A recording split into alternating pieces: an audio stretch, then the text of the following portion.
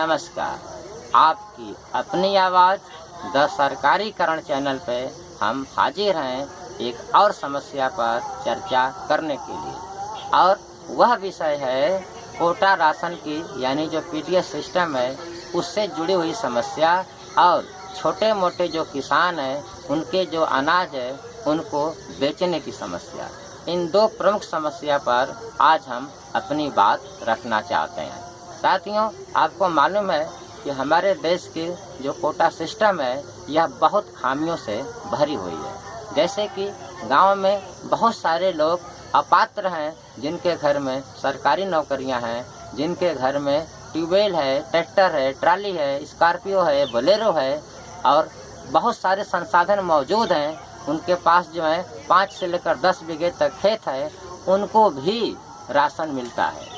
और अगर जो गाइडलाइन है उसको देखा जाए तो उनमें से बहुत सारे लोग अपात्र हो जाएंगे। लेकिन गांव के जो प्रधान हैं या कोटेदार हैं या जो अन्य जिम्मेदार लोग हैं, वह गांव की राजनीति के चलते इन लोगों का नाम अपात्रों की सूची में डालने या पात्र सूची से हटाने पर विचार नहीं कर पाते हैं।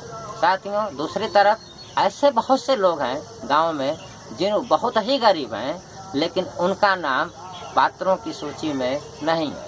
मैं ऐसे बहुत सारे बूढ़ी महिलाओं को या उनके परिवार को यह कहते हुए देखा हूँ कि हमारा तो नाम कट गया है, हमको तो इस महीने का राशन नहीं मिला। इसके और भी खामियां हैं, जैसे कि अंगूठा नहीं लग पाया, मशीन सही समय पर काम नहीं कर रही थी, या जैसे ही कहीं कहीं तो ऐसा होता है कि एक निश्चित अवधि बीत जाती है तो उसके बाद उस महीने का राशन उस परिवार को नहीं मिल पाता है।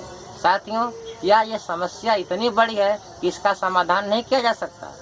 अगर सरकार की इच्छा शक्ति मजबूत रहेगी तो इस समस्या को बहुत आसानी से हल किया जा सकता है। जैसा कि आपको मालूम है कि आज सरकारों के पास खसरा खतौनी वहाँ पे दर्ज है, और इससे वो जान सकते हैं कि किस फैमिली के पास कितने बीघा, कितना एकड़, किस तरह का खेत है, और उनके पास पैन कार्ड भी मौजूद है, आधार कार्ड मौजूद है। इससे वो जान सकते हैं कि किस बैंक में किसका खाता है और हर महीने में या 6 महीने में या साल भर में कितने रुपए पैसे का लेन देन हुआ है।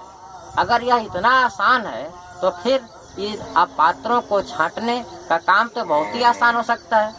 फिर भी सरकार इस दिशा में क्यों नहीं सोच रही है? उसकी क्या मजबूरियां हैं?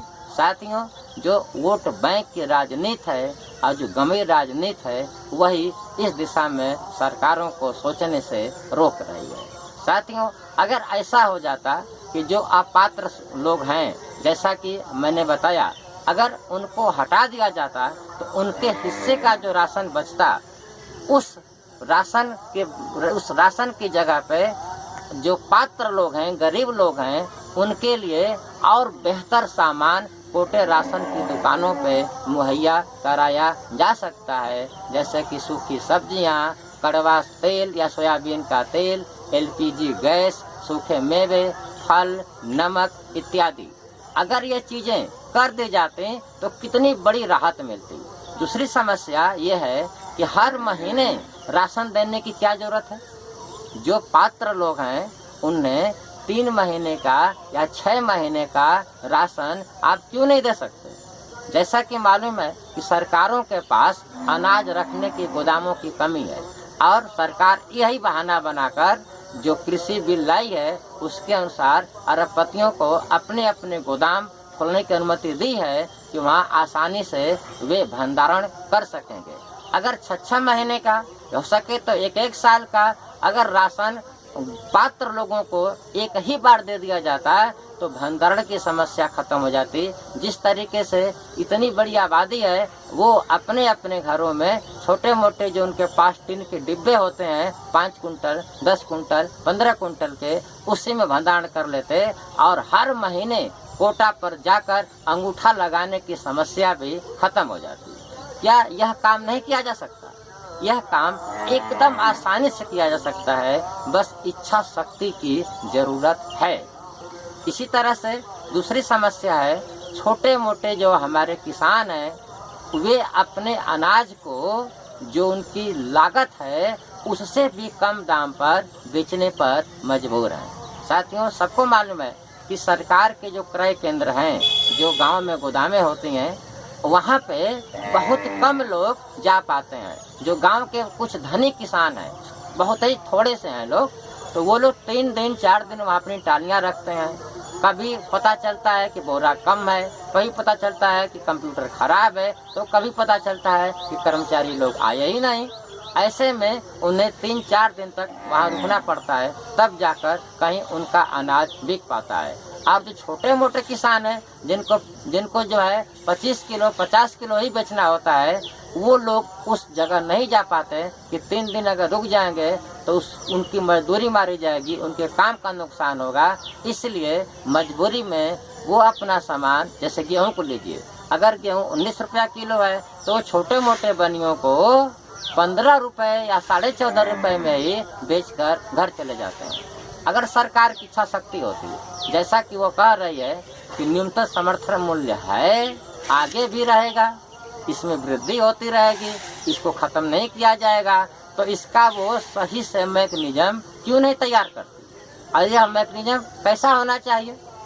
साथियों, किसानों की तो मांग यही है ना कि हमारा उत्पाद सरकारी दर से कम पर न खरीदा जाए।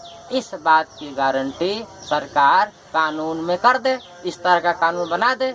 लेकिन सरकार इस दिशा में नहीं सोच रही है, वह यह कानून बनाने से साफ साफ इनकार कर रही है। इसकी जगह पे अगर सरकार ठंडे दिल से सोचे तो इसका समाधान कितनी आसानी से हो सकता है। जैसे कि अगर सरकार यह आदेश दे दे कि जितने कोटे की दुकानें हैं, चाहे वो शहर में हो चाहे गांव में हो, उन कोटे की दुकानों पर सरकारी क्रय लिस्ट मौजूद रहेगी।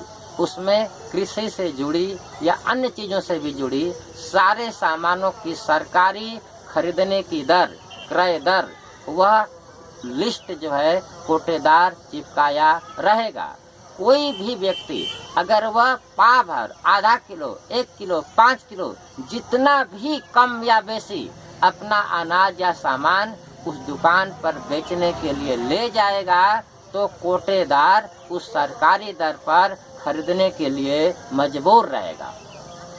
यही नहीं, इसके लिए सरकार चाहे तो उस कोटेदार को 15-20 हजार रुपये सैलरी दे दे, 1-2 कर्मचारियों को और बढ़ा कर रख दे, क्योंकि जो कोटेदार होते हैं वो महीने में मुश्किल से 10 दिन ही इस कोटा राशन के वितरण के लिए व्यस्त रहते हैं, बाकी दिन उनके पास काम नहीं रहता है। तो इस तरह से उनको और 1-2 और कर्मचारियों को नया रोजगार मिल जाएगा, और गांव के जो छोटे मोटे किसान हैं उनको अपने सामान इधर उधर बनियों को जो सरकारी दर है उससे इतने कम कीमत पर बेचने के लिए मजबूर नहीं होना पड़ेगा। लेकिन फिर भी ऐसा क्यों नहीं हो रहा है? क्या कमी है इसको करने में?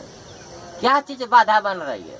मुझे लगता है कि सरकार की नीयत ही इस तरह का कोई काम करने की नहीं है। सरकार की नीयत ये है कि हम किस तरह जो जनता है उसकी जिंदगी को बाजार के हवाले कर दें, यानी हर चीज़ बाजार के लोग खरीदें, बाजार हर चीज़ को तय करेगा, बाजार ही लोगों की ज़िंदगी को तय करेगा, बाजार ही उनकी ज़िंदगी को चलाएगा।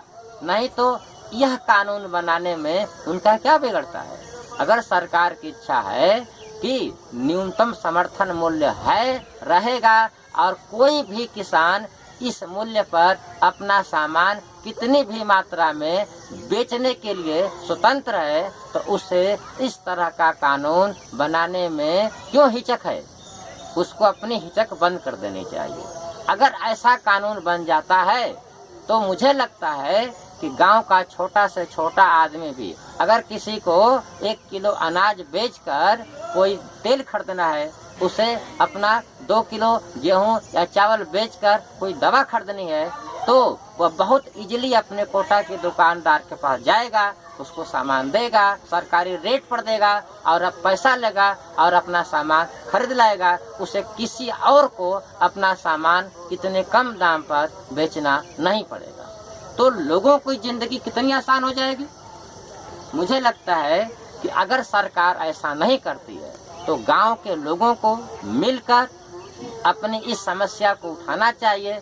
इसके लिए उन्हें ज्ञापन, धरना, प्रदर्शन, कोटेदार को साथ लेकर करना चाहिए। जो जिला के जिम्मेदार लोग हैं, जो सरकार में बैठे जिम्मेदार लोग हैं, उनके घरों को घेरना चाहिए, उनको मजबूर करना चाहिए कि वो इस तरह का कानून लाए जिससे कि आम जनता की जिंदगी काफ़ी बेहतर हो सके। धन्यवाद।